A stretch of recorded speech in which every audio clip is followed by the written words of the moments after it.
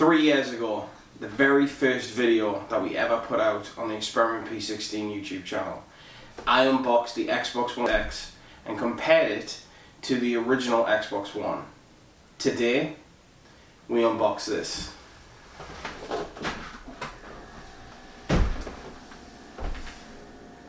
Let's do this.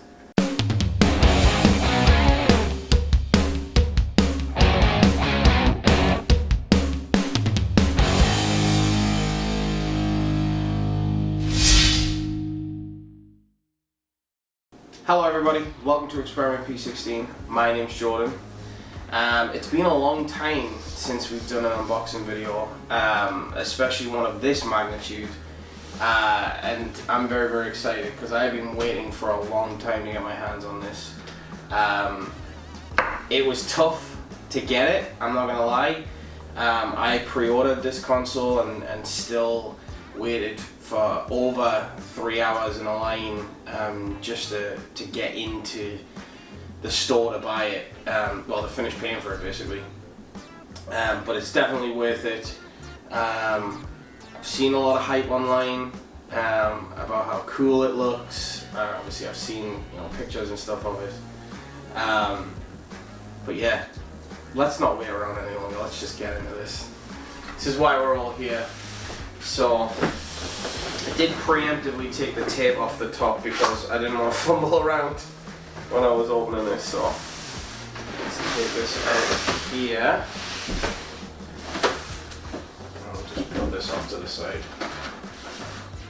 So one thing I will say before I put this down is, unlike most of the other consoles that come out like on release, most of them are like 500 gigabytes. This one's 825 gigabytes. Now I imagine a lot of that is probably taken up by the operating system and stuff like that, but I'll be interested to see when I get it set up how much storage is actually on this to start with. I imagine it's probably going to be close to 500, but you never know. It might be a little bit more. But here we go. Let's pop this bad boy open and oh, things are falling out at me already. And that's just the manual. Quick start guide. I don't imagine. Oh, maybe I will need this, because this tells you how to attach the base. So we're gonna keep this to one side because I might need this later for setting up, because I want this to be as secure as possible when I set it up.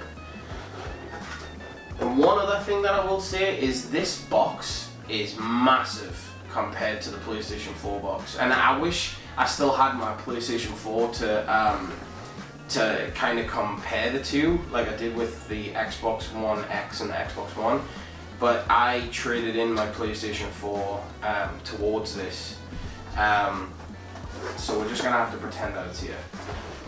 But yeah, like I said, this box is massive compared to that, and let's take this out of here. What's in this?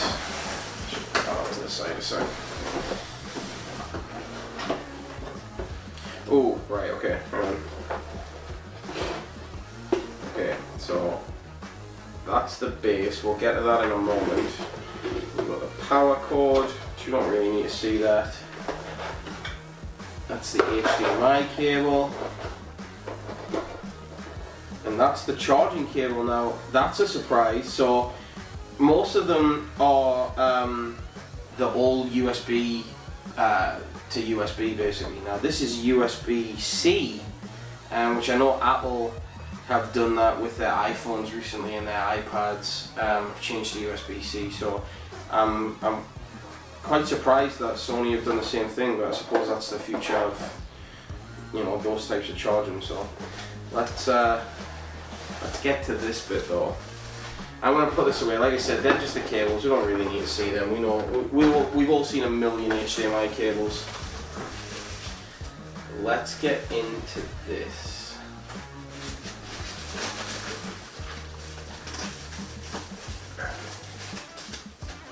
Now, one thing I had said quite a lot through seeing pictures of this is the control looks a lot like the way the Xbox One controller feels.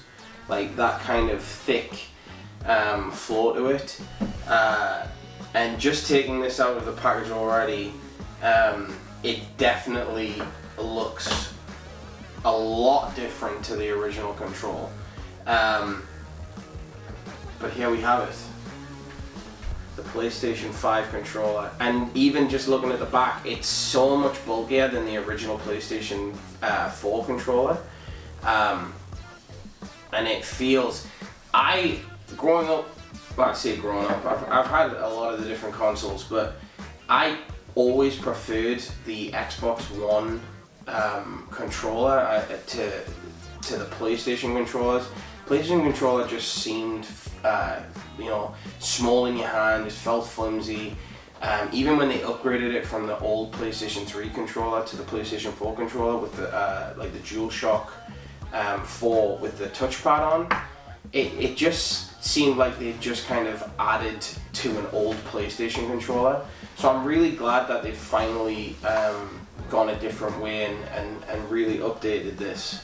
But like I said, it just feels incredible.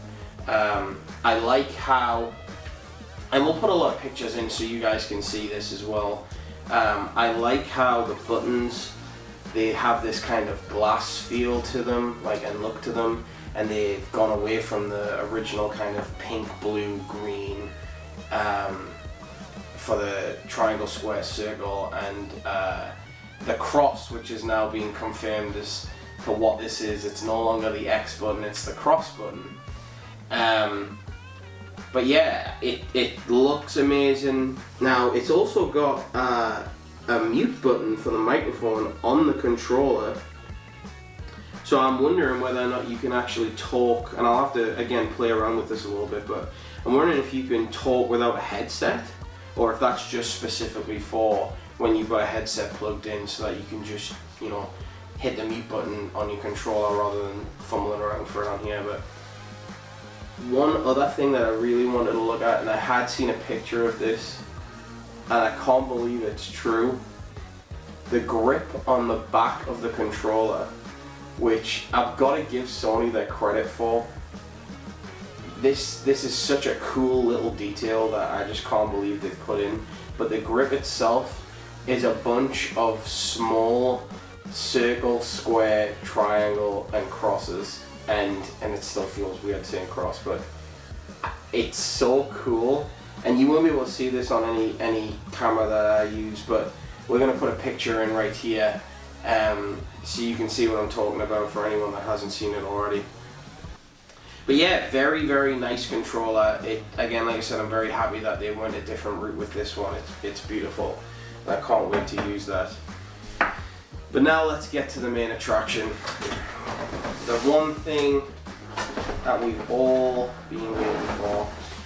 I'm going to be very careful to pull this out. Right. So, we'll take that off. We'll take that off. Just quickly unwrap the present. This is like Christmas, and I love it when Christmas comes early.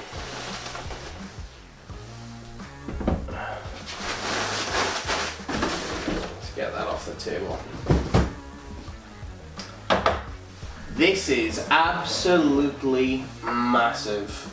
Oh, and they've got the they've done the same design with the circle, square, triangle, and the cross on the inside of the PlayStation, which again is another cool thing, and I really can't believe they put that on there, but that's so cool. But yeah, first impressions, this is massive, and I know that they said they had to make this as big as it is because of the cooling system inside of it. I've seen a lot of things online about, when it was in production and stuff, and about it overheating because there wasn't enough airflow.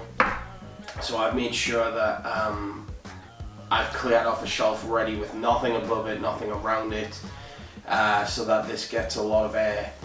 However, I was contemplating having it stand up rather than lie down, but to be totally honest, it's that big that I might have to lie this down.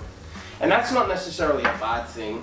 Like, you know, it's not bad that it's bigger than the PlayStation 4 or anything like that, but for me personally, rather than having it stand up and it look massive next to the next to the TV on the shelf, I think I'd rather lie it down and you know, make it look a little bit nicer on the shelf.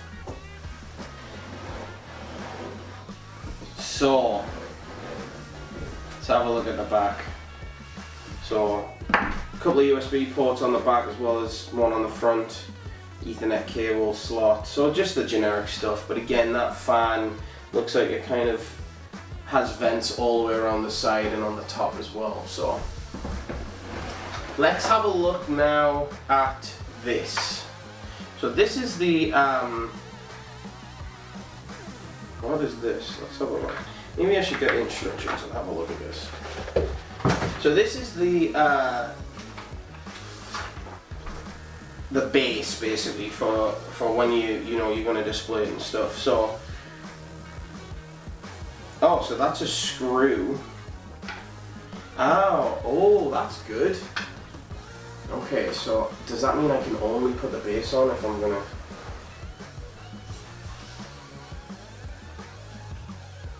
Oh no, you can do it in 2 different positions. So that's really good, because that was one thing I was a little bit skeptical about when I, you know, and another reason why I didn't want to lie it down is I didn't want this to just be lying down because of the curve of it. I was worried about it, like, you know, teetering and stuff, but that's good because this goes on the bottom as well. So the instructions basically explain 2 different ways that you can put it on. Obviously standing up like this, and it would go underneath, which, let's have a look. Yeah, so there's this little, and I'm just gonna pop it out. So this little plug comes out, and there's a screw hole in the bottom that you can screw the base to, which again is very, very good. It basically, you know, stops any worry of it slipping off the base and anything like that. So however, I'm going to push this back in because I'm not going to do it that way. So let's have a look at how we put it on this way. So make sure the hook is in the position as illustrated below before attaching the base. So, alright, okay, so it changes depending on how you're going to do it. Right. Now, place the console with the rear side facing up. So, I'm going to lie this down very carefully, like this. And then it says align the base with the marked area on the console and press the base in firmly. So there's a marked section here, apparently. Right, okay, so inside the PlayStation here, there is, again, so as I said, there's those little symbols that go, that create this effect on the inside, but there's a section right here that has a bunch of, like the square, triangle, circle, cross, square, triangle, circle, cross. And we have to put this bit right in between those symbols. Basically that will go over the cross, like that. Now that's one thing that I'm a little bit upset about, because looking at this, there's now nowhere for this screw to go. So this screw is only for if you're putting it into the bottom, which I suppose isn't a bad thing, but I'm going to be interested to see how it is lying it down like this with the base on now, if it's sturdy enough.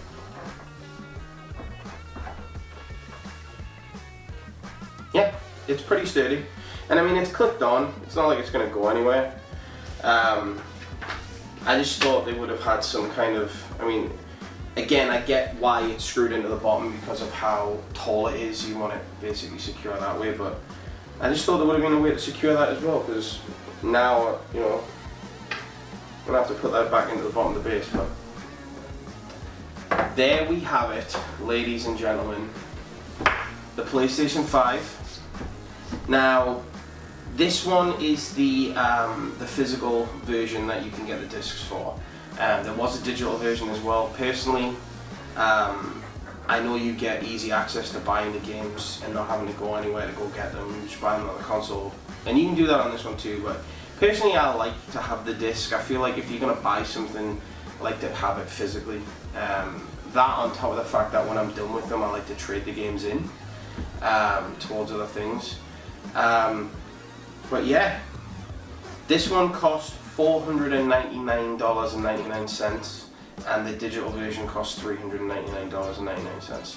So again, not much difference, and for that little bit extra, I'd rather pay it and know that I can buy the games. The games are the same price. That's the thing that has always bothered me with digital versus physical, is with a physical game, if you're paying $70 for a game, you're gonna get the game. If you're paying $70 for a digital version, you just have the digital version. Like, you don't have anything, you get no extra with it or anything like that. So for me personally, digital version I always believe should be a little bit cheaper, but it's not how it is, unfortunately. I bought Spider-Man Miles Morales and I bought Assassin's Creed Valhalla, and they were the two games that looked the most stunning of all of the release date titles, and I can't wait to get this on and go play it. So I want to say thank you very much for watching. This was a lot of fun. I hope you enjoyed it. If you'd like us to do more of these videos, if there's anything else you want us to get and unbox, please let us know in the comments down below. Make sure you subscribe if you haven't already.